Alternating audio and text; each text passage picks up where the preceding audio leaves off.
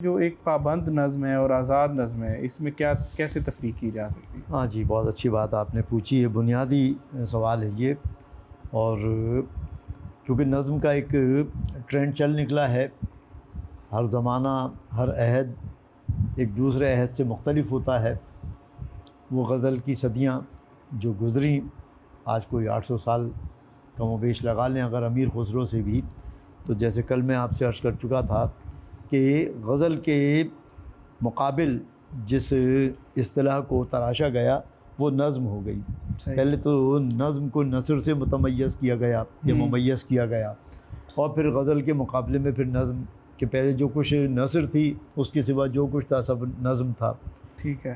پھر نظم کو غزل کے تناظر میں دیکھا گیا تو پھر یہ ہو گیا کہ یہ غزل ہے اور یہ نظم ہے، یعنی کہ منظوم کلام کو نظم کہا جاتا تھا، اور اب منظومات کو نظم کہا جاتا ہے۔ بالکل ٹھیک۔ تو منظومات کی جو ہیئتیں ہیں اور اس میں جو اصناف نظم ہیں ان پر ہم ابھی یقیناً آگے گفتگو کر لیں گے۔ سب سے پہلے آپ نے بنیادی سوال یہ کیا کہ پابند نظم اور آزاد نظم میں کیا فرق ہے۔ جی بالکل۔ تو میں یہ عرض کرتا ہوں کہ نظم کا جو ایک ڈھانچہ ہے، انفراسٹرکچر ہے، وہ تو وہی کل ہم نے جو ذکر کیا اس کو جب پچھلے پروگرام کو لوگ دیکھیں گے تو اس سے کوریلیٹ ہو جائے گا۔ ہم اپنا وقت بچاتے ہوئے مزید ہم اس کو کل جو ہم نے تفصیل کی ہے اس سے ہم ہٹ کے آگے آتے ہیں۔ نظم کی ہر وہ شکل جو قافیے اور وزن میں ہو، یعنی کہ موزوں ہو اور مقفع ہو، یہ تو شعر کی بھی تعریف ہے اور یہی منظوم چیز کی تعریف ہے، منظوم سے ہی نظم۔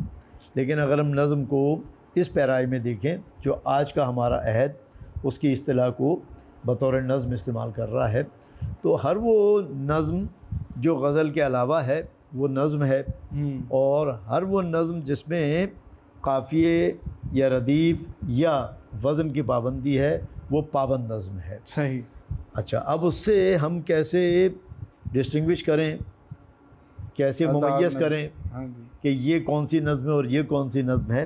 تو ہمارا اپنا تو اثاثہ جو کچھ بھی ہے عرب سے لے کے فارس تک، اور فارس سے لے کے جب ہم انڈینائز کرتے ہیں چیزوں کو تو ہمارا سب کچھ اڈاپٹ کیا ہوا ہی ہے۔ صحیح۔ تو اسی طرح نظم کے معاملے میں بھی ہم نے یورپ کی طرف دیکھا۔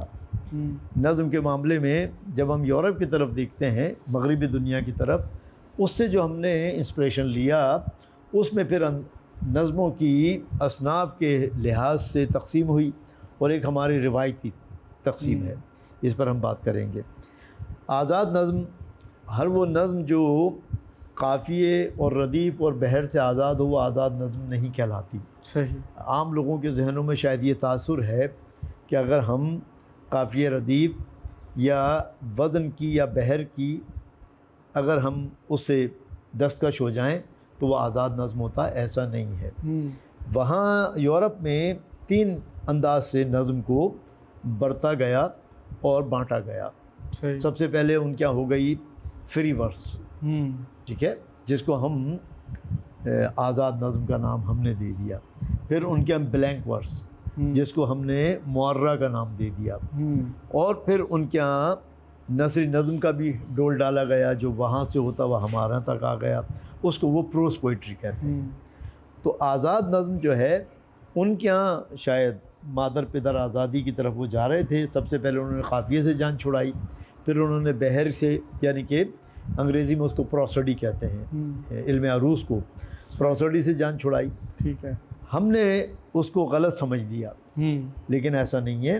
ہمارے ہاں آزادی کا مطلب یہ ہوا، نظم کی آزادی میں ہم نے صرف اور صرف بحر کی اس پابندی سے آزادی حاصل کی کہ دونوں مصرے ہمیں ایک سا رکھنے ہوتے تھے۔ صحیح۔ آزاد نظم میں یہ آزادی ہو گئی ہم نے جو لی کہ اگر اس میں کہیں قافیہ آتا ہے تو اچھی بات ہے، آ جائے، ردم آنا چاہیے، کسی ایک بحر کا تعین کریں اور اس کے جو ارکان یا افعیل ہیں ان کو ہم چھوٹے اور بڑے ٹکڑوں میں بانٹ لیں۔ تو اس لیے میں نظم کے لیے بنیادی بات بتا رہا ہوں اب کہ نظم کے لیے میں اصطلاح استعمال کرتا ہوں، مصرے کی نہیں کرتا، اس کو میں سطر کہتا ہوں۔ صحیح۔ تو آزاد نظم کی سطر ہوتی ہے، اور پابند نظم کا مصرع ہوتا ہے. صحیح. تو ایک تو بنیادی فرق یہ آ گیا. ٹھیک ہے. اب اسی سے پھر ہماری آگے جو سوال آپ نے کیا تھا کہ ہم اس کو کیسے ڈسٹنگوش کرتے ہیں کہ ایک نظم دوسری نظم سے کیسے مختلف ہے، تو اب ہم اس پہ بات کر لیتے ہیں. جی بالکل. اس میں یہ ہوتا ہے کہ ہمارے ہاں دو سے کم سے کم دو مصروں سے کسی نظم کا تعین ہوتا ہے. صحیح. ایک مصرے سے بھی ہو سکتا ہے لیکن وہ عرب میں ہے. تو ہمارے ہاں کیونکہ اردو میں کم سے کم دو، تو یہاں سے جب آپ چلیں تو 10 مصروں تک جاتی ہے بات. صحیح. اور اس کو ہم کہتے ہیں مسمت.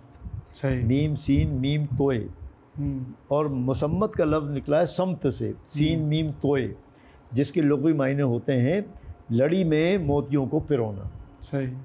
اب ایک لڑی میں 2 موتی پرو دیے، اس کا ایک الگ نام ہے. 3 موتی پرو دیے، اس کا الگ نام ہے.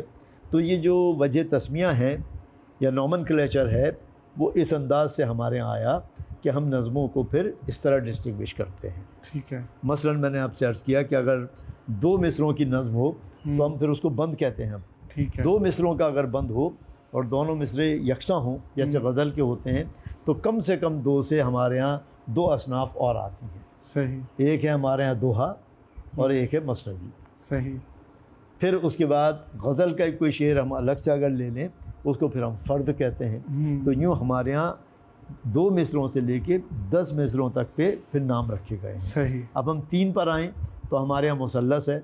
اب ہمارے یہاں ہائیکو آ گئی. ٹھیک ہے جی. ماہیہ ہمارے یہاں پہلے سے تھا. اب ہم 4 پہ آ جائیں تو پھر وہ مربع کہلاتا ہے. مثنوی کا مطلب ثنا، واحد اثنین ثلاثہ ربع، یہ عربی کی کیونکہ گنتی ہے اسی سے پھر نظموں کے نام رکھے گئے. واحد کا ہمارے یہاں میں نے کہا کوئی تصور نہیں ہے. 2 یعنی کہ ثنا سے مثنوی آئی اور 2 سے پھر دوہا آیا، وہ بھی 2 کا ہی ہے دوہا، اور پھر غزل کا شعر اور ایک فرد. یہ ہو گئے 2. 3 پہ اگر ہم آئیں تو اب ہم اس نظم کا نام رکھیں گے جس کے 3 بند ہوں. ہم یا تو مثلث کہیں گے اس کو، یا ماہیہ کہیں گے، یا جیسے آج کل ہمارے ہاں جیسے میں نے عرض کی کہ ہائی کو بھی چلن آ گیا ہے وہ ہم نے کر لیا. 4 پر آئیں تو 4 کے لیے عربی میں لفظ ربع. صحیح. تو اب اس سے مربع نکلا، ایسا بند جس کے اندر 4 مصرے ہوں مربع ہو گیا. اسی سے رباعی نکلا. بالکل. یہ 4 کا ہو گیا. 5 پہ اگر ہم آئیں تو پھر مخمس، وہ کیونکہ خمسہ ہوتا ہے، واحد اثنین ثلاثہ ربع خمسہ، تو اس سے مخمس آ جاتا ہے. پھر ان کی بھی اپنی اندر شکلیں بنتی ہیں. مصروں کے الگ الگ ترتیبوں سے ترکیب بند بن جاتا ہے، کسی سے ترجیب بند بن جاتا ہے. پھر ہم 6 پر آئیں تو مسدس ہو جاتا ہے. پھر ہم 7 پر آئیں تو سبائی ہو جاتا ہے. تو یوں جا کر ہم معشر تک جاتے ہیں. لیکن عموماً ہمارے ہاں سبائی سے بھی پہلے مسدس تک کا چلن عام ہے. یوں تو نظموں کے نام پڑ گئے. صحیح. یہ ڈسٹنگوش ہو گیا. اچھا سر مجھے بتائیے نظم معرہ کیا چیز ہے؟ ہاں جی، ابھی میں نے تھوڑی دیر پہلے بھی اس کا نام لیا تھا کہ بلینک ورس جس کو ہم وہ لوگ کہتے ہیں، ہم نے اس کو معرہ کا مطلب آری. ٹھیک ہے. آری کا مطلب وزن تو ہو ہمارے ہاں لیکن یعنی بحر تو ہو لیکن قافیہ ردیف کی پابندی نہ ہو تو ہم اس کو نظم معرہ کہتے ہیں. صحیح صحیح صحیح. نظم معرہ کو ہمارے ہاں بے قافیہ نظم بھی کہا جاتا ہے. اور یہ اسماعیل میرٹھی سے لے کر تاجور نجیب آبادی سے لے کر، یعنی اس میں بحر رہے گی اور ردیف قافیہ نہیں ہوگا. اور بحر میں بھی وہی شکل ہوگی کہ مصرے ہوں گے، سطر نہیں ہوں گی چھوٹی بڑی. آزاد نظم میں نے عرض کی کہ یہ آزادی ہم نے لی کہ ہم بحر تو رکھتے ہیں، قافیہ یا ردیف بھی آ جائے تو اس سے اس کا تاثر بڑھتا ہے، جو ہم اس کو انٹرنل رائمنگ کہتے ہیں. تو اندرونی قافیائی نظام تو چل رہا ہوتا ہے لیکن وہ ضروری نہیں ہوتا. ہاں یہ کیا کہ مصرے کو توڑ کر ہم نے سطر کیا اور سطر کو قصیر اور طویل میں جوڑ دیا. مثلاً یہ کہ اگر فاعلن چل رہا ہے، فاعلن فاعلن فاعلن فاعلن، تو کہیں وہ فاعلن کو 2 دفعہ لے لے گا، کہیں کہ 6 مرتبہ بھی. میں نے اپنے تھیسس میں بتایا ہے، لگایا ہے اس میں کہ نون میم راشد کی نظمیں، تصدق حسین خالد کی نظمیں، میرا جی کی نظمیں، میرا جی نے تو ایک سطر میں 16 افعال بھی لیے. اتنا طویل مصرع ہو جاتا ہے. کہیں 2 ہی لیتے ہیں، کہیں 5، کہیں 7. تو آزاد نظم میں یہ آزادی ہے کہ بحر ایک ہی رہے گی. اس بحر کے جو افعال کے ضعافات ہیں اس کی ویریشن تو آئے گی لیکن بحر سے دوسری بحر میں ہم نہیں جائیں گے. یا جائیں گے تو اتنے خفیف سا وہ فرق ہوگا کہ کوئی زیادہ اس کو سمجھ نہیں پاتا اور وہ پھر اس بحر سے دوسری بحر میں چلا صحیح۔ جاتا ہے. وہ ایک جگہ ہنر بنتا ہے، ہوں، ایک جگہ وہ نقص بنتا ہے. صحیح صحیح یہ ہے. صحیح.